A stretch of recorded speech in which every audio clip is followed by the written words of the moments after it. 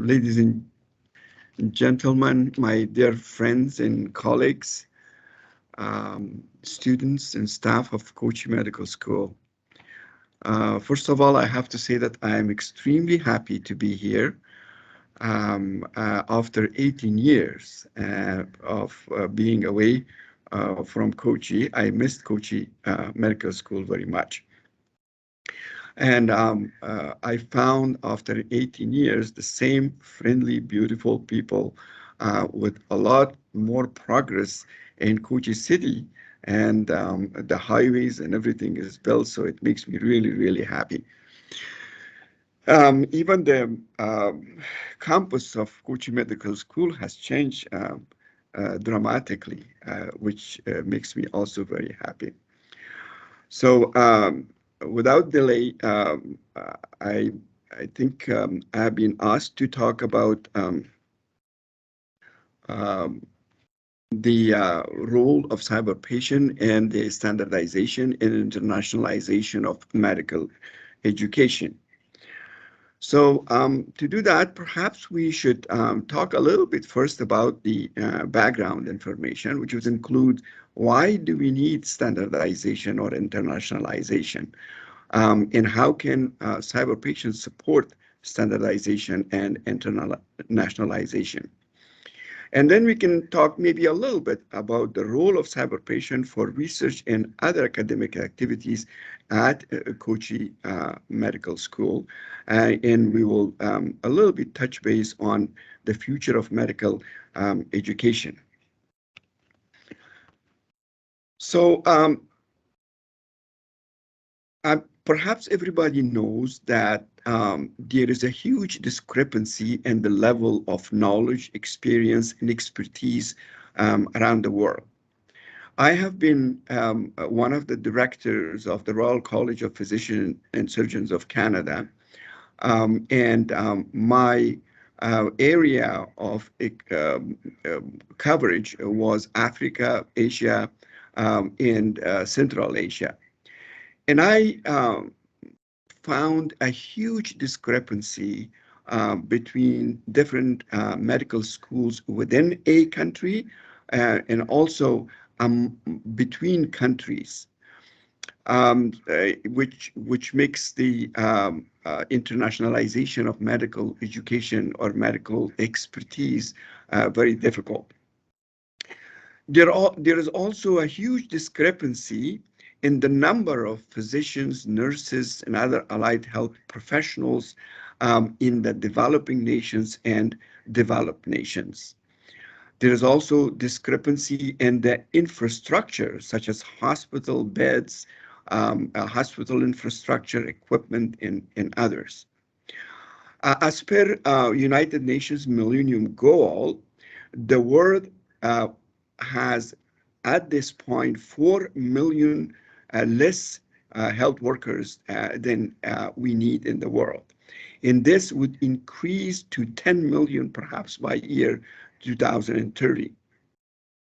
The expenditure internationally for medical education is very little. It's about $100 billion for the whole world. So 50% of countries in the world do not have their own medical school. And if they do have their medical school is very poor. For example, in Afghanistan, Kabul, the biggest university, Kabul University, library has only $200,000 expenses for the library per year, where at the University of British Columbia, we have $13 million per year expenditure for the library. So there's a huge discrepancy. In Sub-Saharan Africa has 24% of the global diseases burden, but only 3% of the world health workers. That's why WHO recognizes the need to increase the number of health professionals to face the critical issues in shortage of medical professionals around the world. But they have no choice other than go in, to increase the number of medical school, which is very expensive and impossible to do, or to standardize and internationalize all medical schools so they have an equal delivery and curriculum delivery methods. So standardization is a very simple issue. It is to develop criteria for a specific trade. But for medical education, students in every medical school are expected to have the same set of instructional conditions, methods of delivery, and assessment. As a result, all students walk away with the same level of knowledge regardless of their location. So what it needs to do standardization in medical education? We have to standardize the curriculum, we have to standardize the clinical activities and assessment strategies. I'm gonna stay a little bit on all three of these issues to see how difficult they are.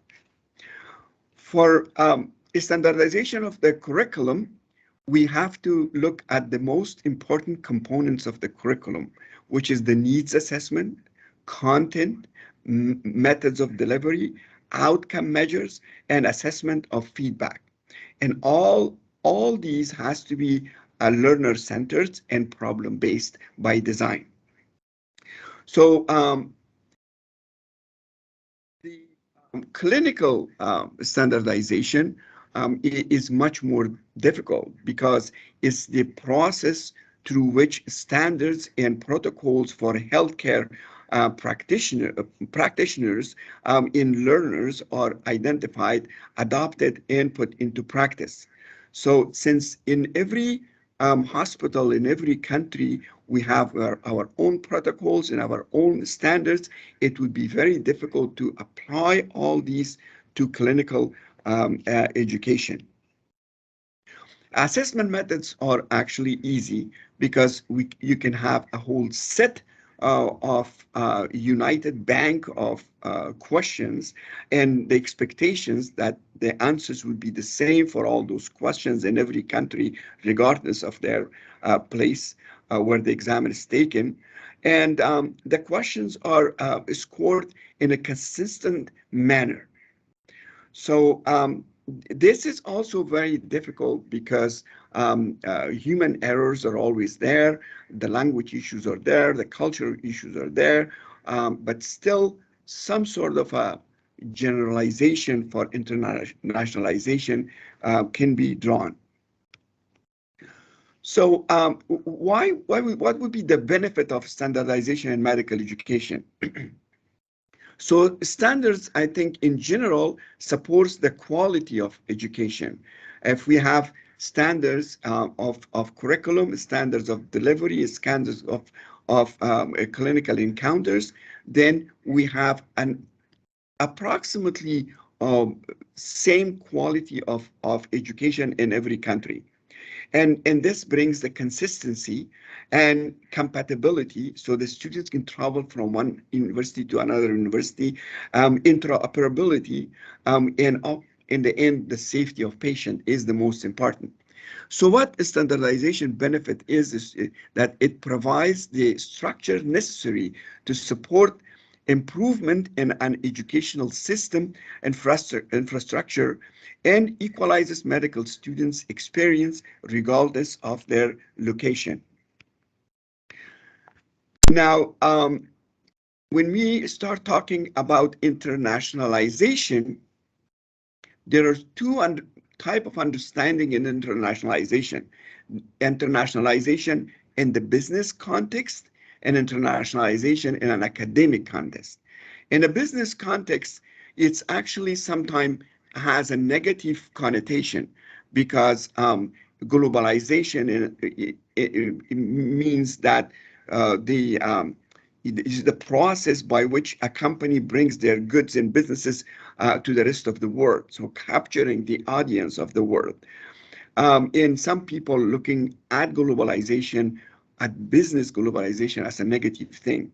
But internationalization is the process of designing, planning, and implementing products and services so that they can easily be adapted to a special language and culture. This is more softer than globalization. This is more supporting the local population. But in an academic context, it's totally different. So internationalization in academic context is the integrating an intercultural and global dimension into a teaching and learning, research and academic services of a university or higher education system by building a relationship among nations. And globalization in academic context, it is a general high-level concept of the word flow of ideas, people's values, cultures, knowledge, and technology.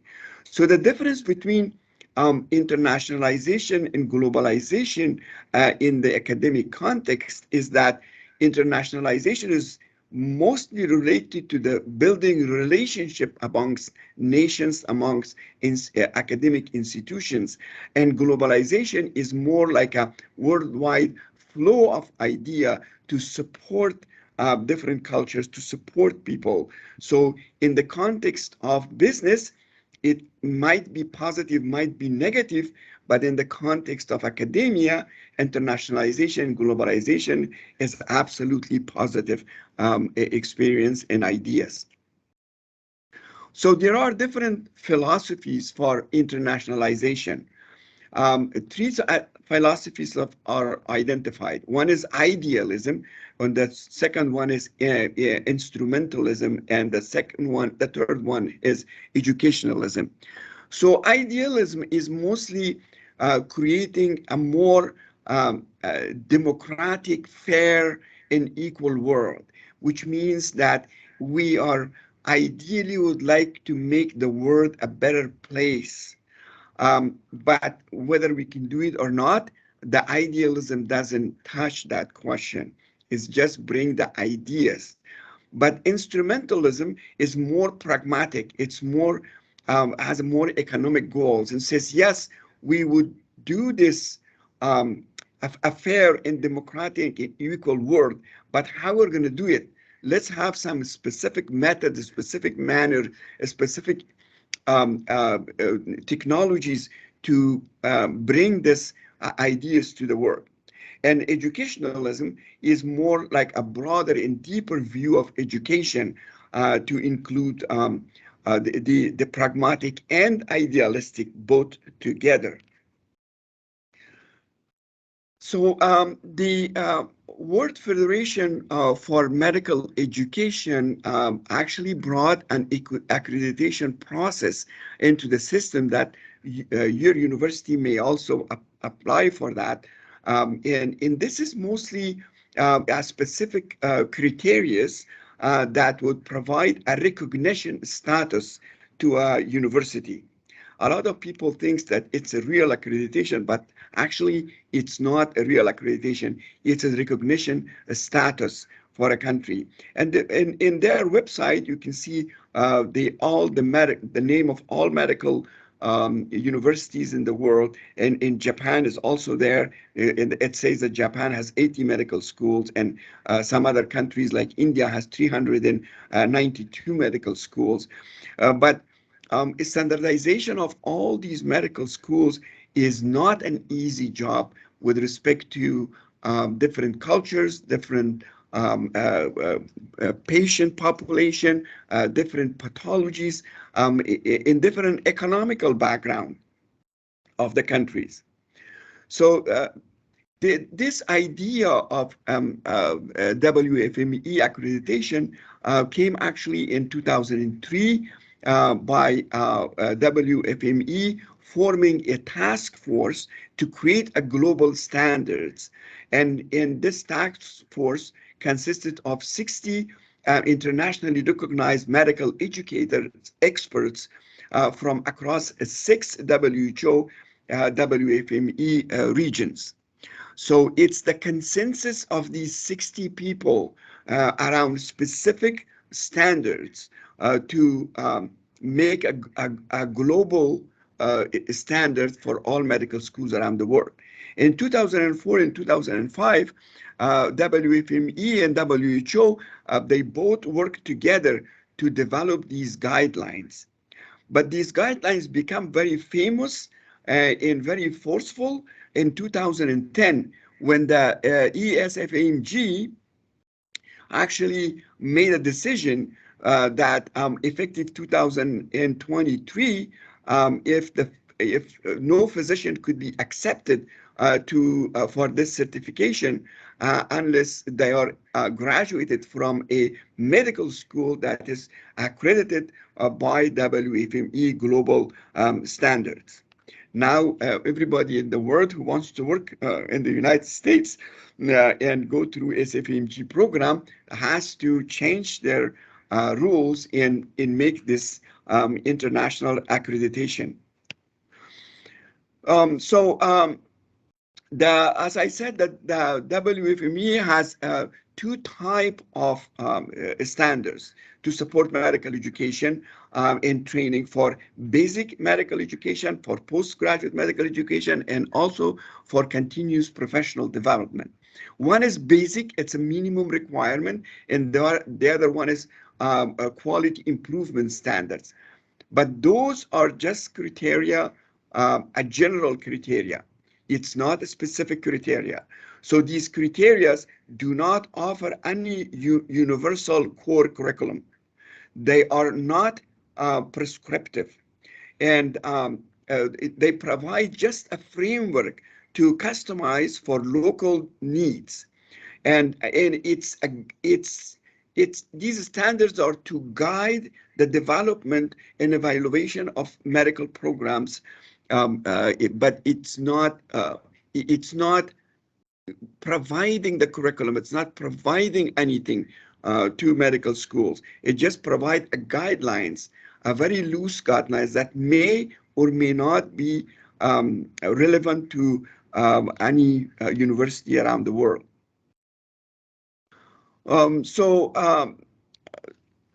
As I mentioned, WFME does not provide an accreditation process.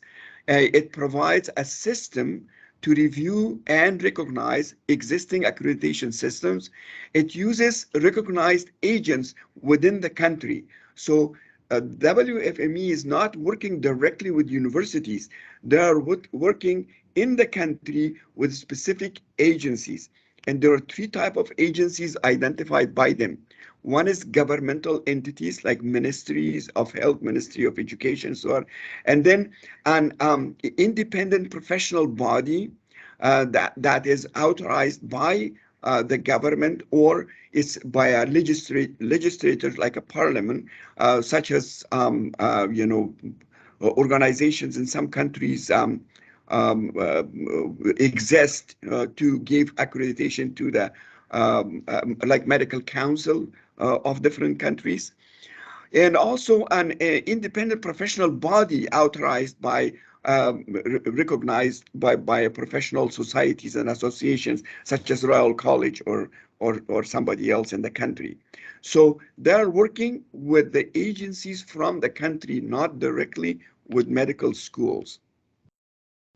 So in general, what the criterions are about is it's about the mission and values of the university, about the curriculum of the university, about the assessment methodologies of the university, about the students, how do they accept students into medical school, academic staff, the activities of academic staff, educational resources, what kind of libraries, what kind of online materials they have, quality assurance, and governance in administration of the medical schools. So these are the specific criterions by which they provide this accreditation to medical schools around the world.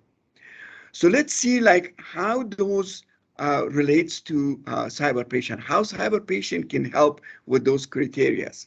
If you look at the top, the to address the needs of the population. I don't think the CyberPatient can help with that, because that has to be done by a university to find out the needs of the population of that region, of that university. For example, Kochi Medical School has to do the needs assessment for Kochi Medical School. But learner-centered curriculum, yes, they expect that you have the learner-centered curriculum, and CyberPatient is a learner-centered curriculum. CyberPatient is a competency-based education, and that's one of the requirements.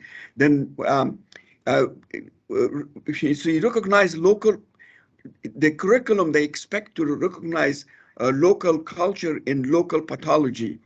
CyberPatient has the potential to support that, but at this time, we're working with different countries, particularly with Kochi Medical School here, to look at the language and culture, Japanese language, and Japanese pathology to make it customizable to the needs of the population in Japan, and particularly in Kochi University.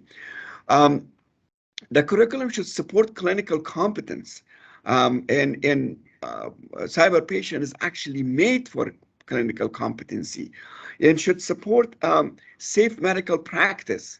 That is what CyberPatient does, and provide innovative medical education solutions.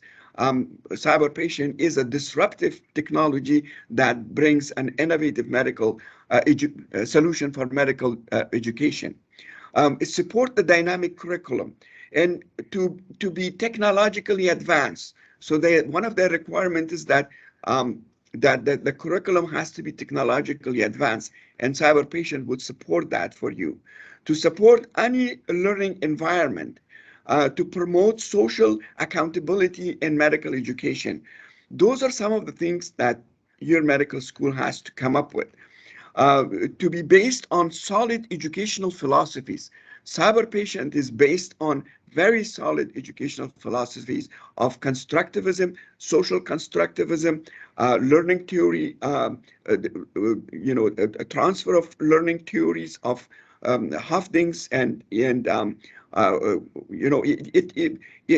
has all the philosophical basis for medical education. And CyberPatient supports training the faculty, train the trainers, and support global excellence with local relevance. We bring gold standard from North America and adapting it to local relevance of the local population, and supports the collaborative relationship with other universities. So CyberPatient actually does. From all these 17 criteria that the international standards requires, most of these CyberPatient would help you to easily go over most of these criterions. So as a result, CyberPatient is an instrument or a tool to support practical education. It is designed to prepare students for clinical encounters. It improves experiential learning. It supports the transfer of learning and compiled thinking. It can be used to fill the clinical gap. It can be used to use for remediation. Actually, in Stanford University is using CyberPatient for remediation of students, and also to support a formative assessment. A few words about role of CyberPatient with other research activities. In addition to helping, CyberPatient would help you to overcome difficulties fulfilling the criterions for international recognition and international standards of WFME. CyberPatient can also provide opportunity for faculty development to improve your CVs. It's a disruptive technology that can bring a huge opportunity for faculty to do research. Um, uh, International relationship, you can it would give more grants, so you can participate with a lot of grant activities that CyberPatient has. Right now, we have a grant from Space Agency in Canada in $500,000. So these kind of grants we are applying all the time in. And Kochi Medical School, as a research partner, can be always welcome to be part of those grant applications. And also, of course, it will provide more publications. As I mentioned, this is the only tool in the world that can support the remediation of weak students who failed an exam or failed a semester. Education, it would improve the educational resources for you, and it would also support the university prestige. Um, I just wanted to tell you a few words, if I have time, about the future of medical education. Future of medical education in the next 5 to 10 years, in my opinion, would be virtual medical schools that will compete with real medical schools. It may look sound, not look, but sound like a virtual thing, but it is not. Virtual medical schools are already existing now, one in Malta, one in Iran, and one in India. So a lot of people are now looking into building virtual medical schools. So virtual medical schools doesn't mean that they're going to have virtual patients and nothing else, but it means that they will give all the theoretical knowledge, all the lectures, all the clinical preparation for clinical encounters through virtual environment. And when the students are ready for medical practice, then they go into internship to specific areas and in their own countries. And then they can get the medical school degree. Actually, people in the world are now thinking about how to do the accreditation of virtual medical schools. And I think the FMENG, the Federation, the World Federation of Medical Education, is one of those organizations. In WHO is the second organization that people are looking for, making sure that virtual medical schools are accredited. And as I mentioned to you before in the beginning of this talk, that we would need more than 10 million healthcare workers. We're shortage of 10 million workers. Where are we going to get it?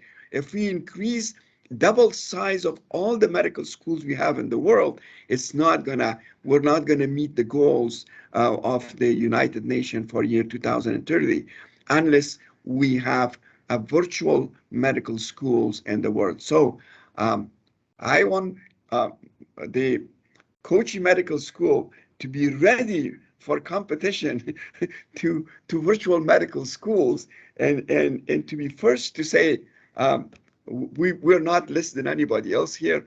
We can deliver what anybody else is delivering in the world virtually. And I promise that I will be there to support Kochi Medical School for whatever I have whatever I develop in the future to make this virtual environment for medical education as a positive environment for students and professors of Kochi Medical School. This is my small little group of helpers who helped me in the international application of CyberPatient. And I would like to thank you very much for your patience. And if you have any questions, please don't hesitate to ask me. Thank you very much, Professor. Very excellent presentation. So now, question and comment of this presentation.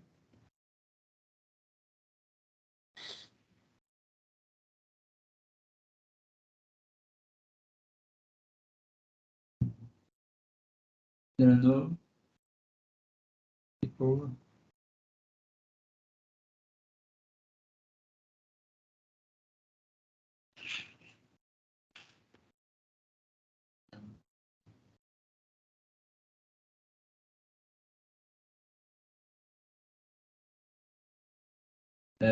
Professor Seward, how about the present presentation?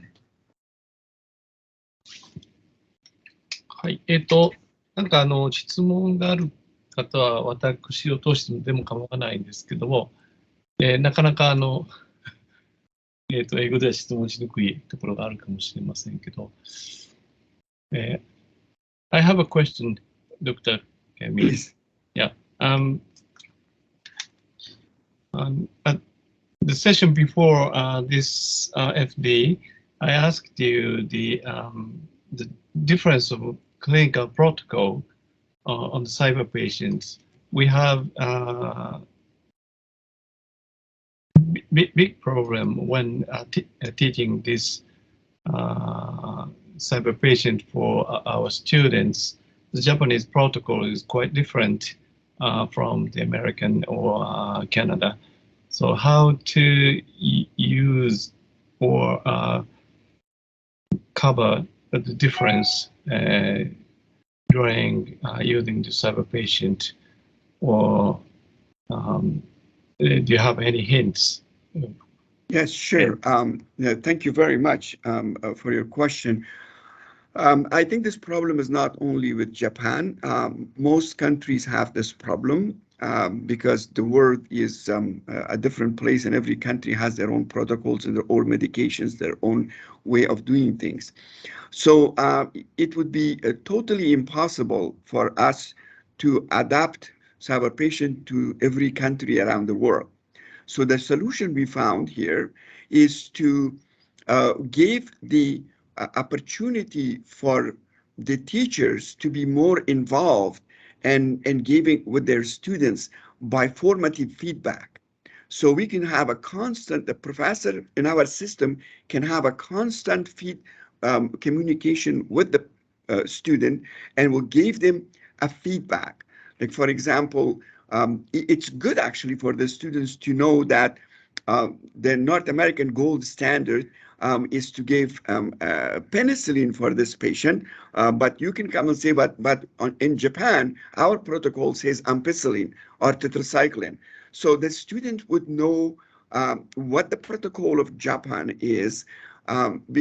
I think if we cover everything by automatization, there is no place for there is no role for the teachers. But I think we created the system in a way that there is it's very important to have this communication between the teacher and the students so that the fine-tuning. So as I mentioned before, according to the Hafting theories of transfer of learning, there's 4 stages of transfer. The first stage is the introduction or and then maybe practicing, and then fine-tuning, and then mastery. So in the orientation, and also in the first, if you take the first 3 stages out of the clinical practice and put it into a virtual environment or into a laboratory, we will prepare much better students for the clinics, for the clinical environment. So in that 3 stages, orientation and then fine-tuning is the 3rd stage. In that communication between the teacher and the student, in that fine-tuning, so we will give the students we orientate the student and then gave them opportunity to practice. And you as a teacher, always looking at the dashboard of your students, and you see what problems they have. Then you can interfere and fine tune and say, look, this protocol is for North America, but for Japan, we have this protocol. That's the only solution we come up with, and I think it's very effective. Thank you very much. I felt when using the CyberPatient, this is very important to discuss between students and faculty members. And the two is for formative feedback. Is very very important when using the CyberPatient. This is point you said. I think Yes. that's very good.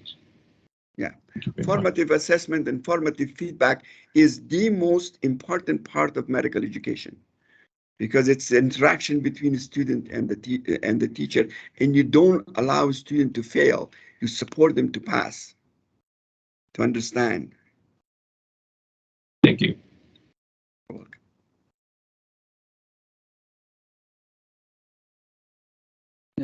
他いかがでしょうか。今、国際的なアメリカのプロトコルが全てではなく、それぞれの国のね、アダプトに指導するということでしょうけれども、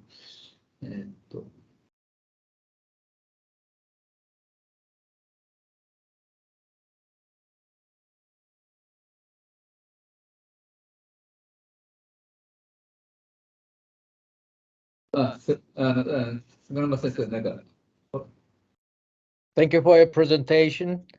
Let me ask you one thing. In this COVID situation, probably this CyberPatient may be good tool for substitution for the clinical clerkship. That we actually use CyberPatient sometime for the substituting the clinical clerkship. But how many medical schools use this system during this period? Do you have any? Yeah, 130. 130. And how many countries use this one? I think it's about 125 countries or something. It's all over the world is used. Yeah. Oh, so it sounds like one university in each country. Is it? At least, or maybe 2-3 universities in each country, or some universities. No, I have the whole statistics, but I can send it to you because we are recording it every day, like which countries where. But some countries maybe a few students, some countries maybe a lot of students. But we have contractual relationship with 17 universities. Mm-hmm. Mm-hmm. Right.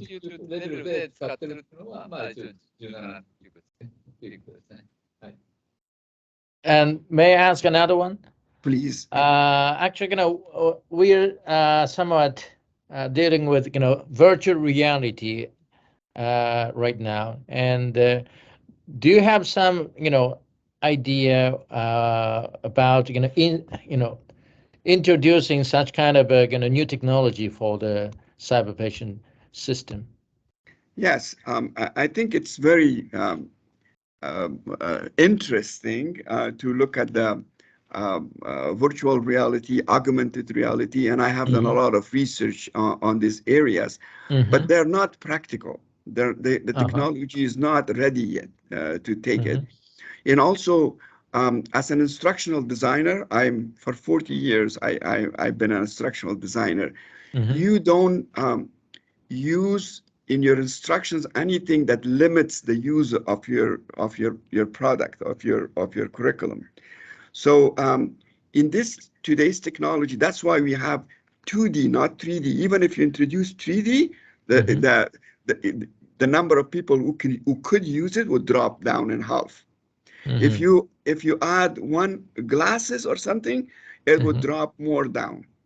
So the more you introduce gadgets and make it more complicated, it would drop down. So we made CyberPatient. It's so simple that within one click you can start it. And what's important for me as an educator, as an instructional designer, so how I can deliver my learning objective with the least amount of technology and least amount of money and least amount of efforts to my students. So we are using 3D technology for another product, but that product has a different learning objectives. It's more for emergency and for teamwork. It's different, but just for undergraduate, I want this to be accessible by an internet that is the weakest internet in the world can access CyberPatient and work with it. If it increase even the quality of those pictures, half of the world cannot use it. Because you in Japan enjoy a very good internet. We in Canada enjoy the internet. You know, 2/3 of the world doesn't have internet. And I have, in my aim is to support the world, is to support the developing nations more. Actually, we deliver CyberPatient to developing nations for free. And I have experience in Ethiopia. I signed a contract with Ministry of Education for 38 universities. 38 universities in Ethiopia. Only 4 could use CyberPatient. Oh. As simple as it is. Now I'm going and doing fundraising to go there and build infrastructure for them to just have the CyberPatient the way it is. Can you imagine now if you put augmented reality or virtual reality or add glasses, add haptic technology, everything. First of all, those technologies are not ready yet. I've done a lot of research on that. Even if they're ready, the world has to be ready for accepting it. Okay, thank you. Thank you very much. You're most welcome. いかがでしょうか。まあ、大体、1時間ぐらいというか、まあ、もう10分ぐらいありますけども。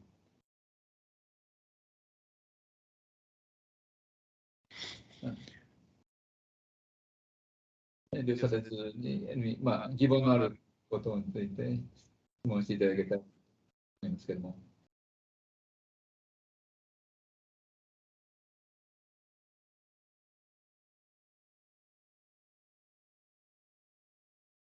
Yes, I have another question.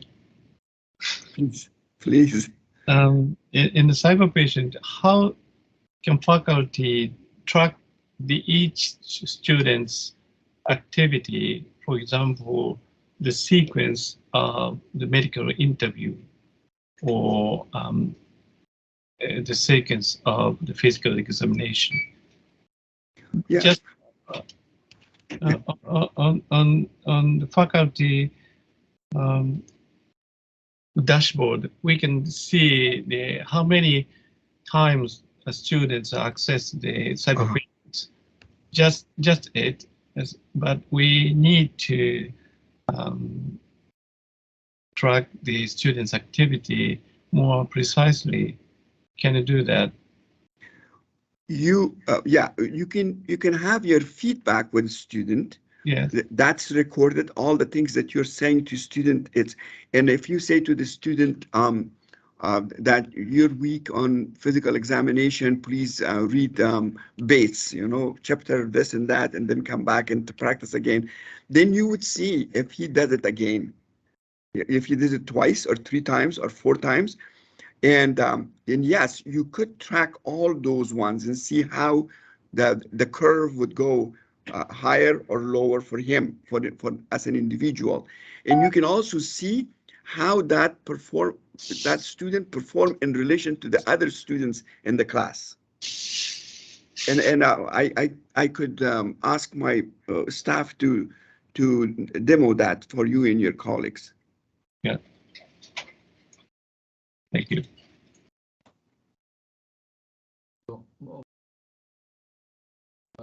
でしょうか。本当は対面でやって、質問とかもやりやすい環境ができたらよかったんですけれども、まあ、今回オンラインということになりましたので、まあ、ちょっと発言しにくかったかもしれませんけれども、こういう中でも参加させていただいてありがとうございました。そしたら最後にまたプロフェッサーかゆみ先生に感謝申し上げています。Thank you very much, Professor Qayumi. Well, thank you very much, and thank you for everyone who's were present, were present in this session. And I am at your service. At any time, please contact me, and I'll be more than happy to support whatever way I can. Thank you. そしたら、一応これで FD は終わりたいと思います。ありがとうございました。